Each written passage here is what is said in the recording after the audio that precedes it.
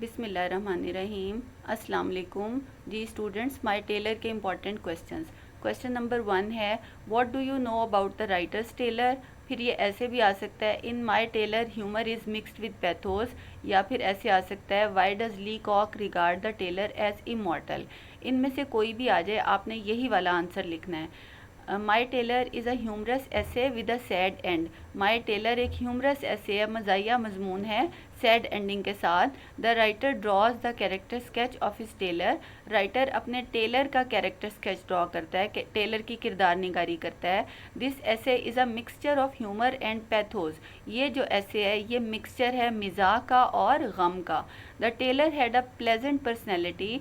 Taylor की खुशगवार शख्सियत थी। He always welcomed his customers with a smile on his face. वो हमेशा अपने ग्राहकों का इस्तकबाल करता था मुस्कुराहट के साथ, मुस्कुराते हुए चेहरे के साथ। He knew the taste of his customers very well. वो अपने ग्राहकों के ज़ौक़ को अच्छे तरीके से जानता था। The writer had been visiting him for a long time. Writer उसके पास बहुत अरसे से जा रहा था। The tailor always flattered the writer. Tailor हमेशा राइटर को खुश करता था by pointing out his good health, उसकी अच्छी सेहत की तरफ इशारा करके, एंड फुलर चेस्ट, और उसकी छाती को के जो यानी पहले से अच्छी सेहत के बाद ज़ाहिर है वो भर जाएगी, तो उसकी तरफ इशारा करता था। He knew the art of conversation. वो गुफ्तगू के फ़न को जानता था।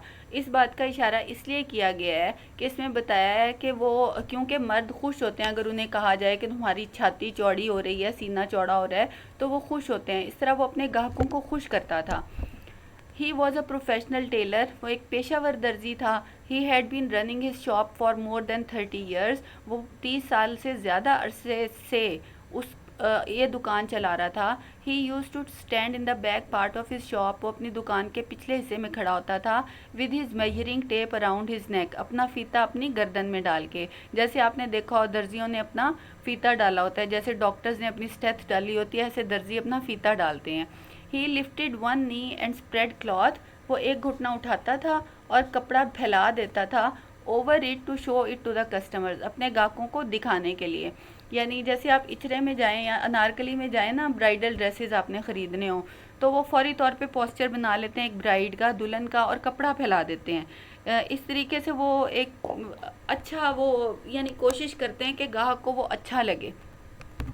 तो इस दर्जी की भी आदत थी कि एक टांग हवा में उठा के और उसके ऊपर कपड़ा फैला देता था। He could stand on one leg for a long time. वो काफ़ी देर तक एक टांग पर खड़ा रह सकता था। Whenever Leacock entered his shop. जब कभी भी ली कॉक उसकी दुकान में दाखिल होता था, ही आस्क्ड हिम, वो उससे पूछता था, which cloth he wanted to have for his suit, serge और ट्वीड, कि वो कौन सा कपड़ा ख़रीदना चाहता है अपने सूट के लिए। सर्ज या ट्वीड ये नाम है कपड़ों के। अच्छा, मज़े की बात ये कि दर्जी था लेकिन ये कपड़ा भी बेचता था, यानी इसकी दुकान पे कपड़ा बिकता भी था और ये सीता भी था, इसलिए वो कपड़े बेचने के लिए भी वो प्रेजेंट करता था कपड़े को। After he received an order for suit.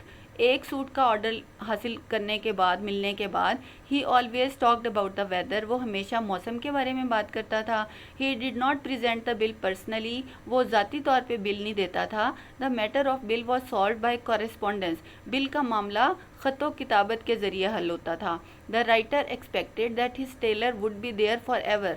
Writer को तवक्को थी कि उसका दर्जी वहाँ हमेशा इसी तरह रहेगा, यानी उसने उसमें कोई चेंज नहीं देखी थी। वो जब भी जाता था उसी तरह वो स्माइल करता था, उसी तरह वो बात करता था, उसी तरह वो कपड़ा दिखाता था। फिक्स डायलॉग्स थे जो हमेशा चलते थे, तो राइटर को कभी लगा ही नहीं कि इसमें कोई चेंज आएगी।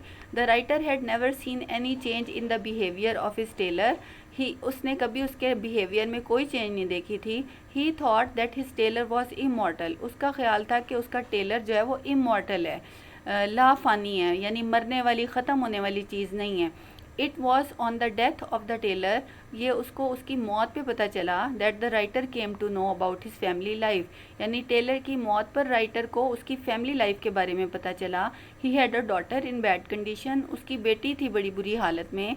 ही also worked as a side man in the church. वो चर्च में एक साइड मैन के तौर पर भी काम करता था।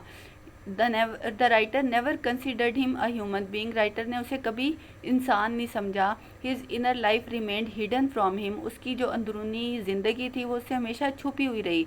यानी राइटर ने उसको इंसान इस तरह नहीं समझा कि कभी उससे बात नहीं की, कभी उससे पूछा नहीं कि उसका बिज़नेस कैसा जा रहा है। अगर उसका बिज़नेस अच्छा होता तो जाहिर है वो कोई और काम ना कर रहा होता और उसके घर वाले बुरे हालात में ना होते।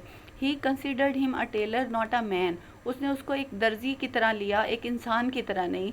ही never try to know the personal life of the man who had been serving him for the last 30 years, उसने उस इंसान की पर्सनल लाइफ के बारे में जानने की कोशिश ही नहीं की जो उसको पिछले 30 सालों से सर्व कर रहा था।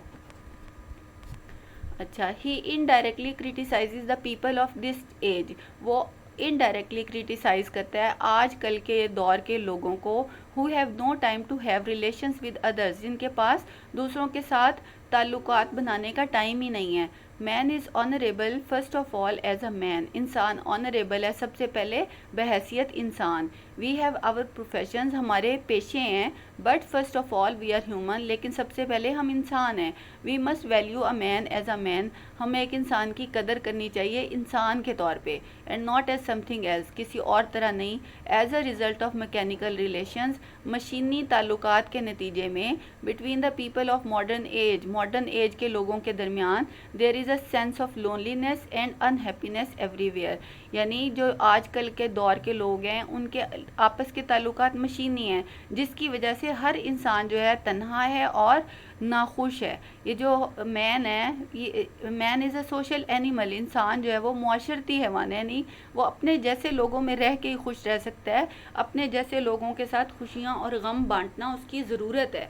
तो एंड में हम लिखेंगे Leacock tries to give us a message, Leacock हमें ये पैगाम देने की कोशिश करता है that we must share the joys and sorrows of other human beings, कि हमें दूसरे इंसानों की खुशियों को और गमों को बांटना चाहिए।